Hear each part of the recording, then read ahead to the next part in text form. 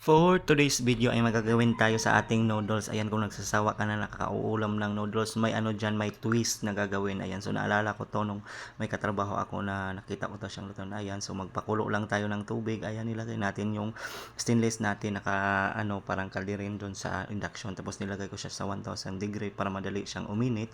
Ayan, tinakpan ko muna, hinintay ko lang muna yan ng mga ilang minuto para siya ay kumulo. Ayan, kumulo na nga. Tapos yung noodles natin na hinimay-himay natin pino-pino, ayan, ilalagay na natin dyan sa kumukulong tubig. Tapos hintayin natin ng mga ilang minuto bago siya kumulo. Ayan.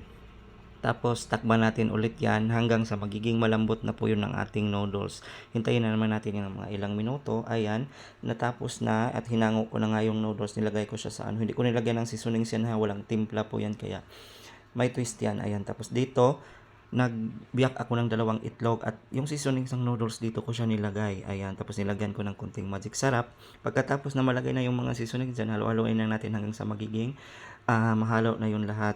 Tsaka dito natin ilagay yung ano natin noodles na ating pinakuluan at lumambot na. Ayan, so ilagay na natin dyan. Tapos pagkatapos is halo-haloin lang natin yan hanggang sa maging mamix na po lahat para hindi siya sumusobra may mga pantay yung pagkahalo niyan. Tapos ang next natin gagawin dyan is magpainit tayo ng kawali na naman para doon na natin siya iprito. Ayan, so nilagay ko siya sa medyo mainit-init. Ayan, 1/6 para madaling matuyo yung mga tubig-tubig sa kawali. Tapos hinintay ko lang yan siya hanggang sa uminit. Tapos inadjust ko na naman yung lagyan ko yan ng oil, yung sachet na oil yan, 10 pesos lang. Kasi konti lang, saktong-sakto lang sa isang lutuan yung 10 peso na sachet. Ayan, tapos hinintay ko na naman hanggang uminit yung kawali. Ayan, so mainit na siya.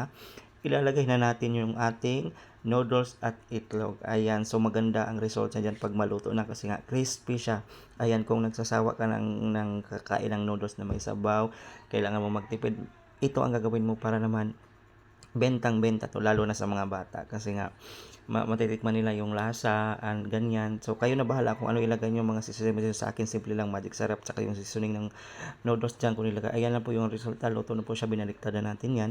Pagkatapos is atin na yang kukunin para ready to eat na. Ayan, di ba magic, may kasamang talong na prito at saging.